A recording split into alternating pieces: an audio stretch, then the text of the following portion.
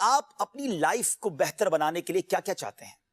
مسلمان ہیں نا، تو مرتے وقت کیا چاہتے ہیں؟ قیامت میں کیا چاہتے ہیں؟ محشر والے دن آپ کی کیا تمنا ہے؟ پہلے ان تمناؤں کو لکھ لیں. اب میں کچھ باتیں بیان کر رہا ہوں، سنتے جائیے. اگر آپ بیماری سے شفا چاہتے ہیں تو درود پاک پڑھیے. آپ قرض سے نجات چاہتے ہیں تو درود پاک پڑھیے. آپ روزی میں برکت چاہتے ہیں تو درود پاک پڑھیے. آپ عزتوں میں اضافہ چاہتے ہیں تو درود پاک پڑھیے.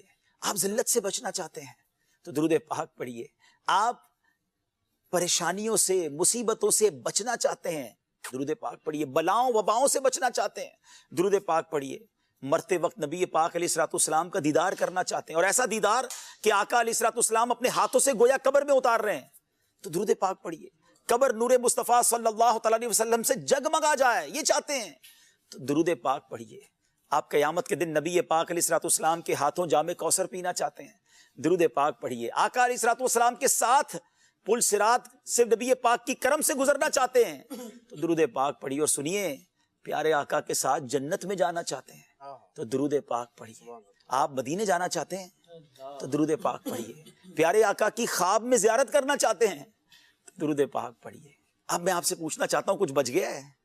اور کچھ ہے جو آپ کو چاہیے، جو دنیا میں چاہیے، جو مرتے وقت چاہیے، جو محشر میں چاہیے، جو جنت میں داخلہ چاہیے؟ Every thing what ever I need. اور یہ حق ہے نبی پاک علیہ الصلوۃ والسلام کا ان کی امت پر کہ امتی ان کی ذات پر درود پاک پڑھے. آج پلیز یہ نیت کر لیں، چلتے پھرتے اٹھتے بیٹھتے درود پڑھتے رہیں. محبت رسول کے عالم میں پڑھیں، زیادہ سے زیادہ پڑھیں. آپ یقین کریں، اگر آپ برڈن میں ہیں، آپ ٹینشن میں ہیں، آپ پرابلم میں ہیں، آپ درود پڑھیں. اپنی آنکھوں سے آپ دیکھیں گے آپ کا برڈن ریلیز ہو رہا ہے، آپ کی صحت ٹھیک ہو رہی ہے، آپ کی پرابلم سالو ہو رہی ہے. درود پاک آپ کی مشکلوں کو لے جائے گا، ختم ہو جائیں گی. تو آئیے آج نیت کریں کہ درود پاک انشاءاللہ ہماری زبان تر رہے گی اور ہم کثرت سے درود پڑھیں گے.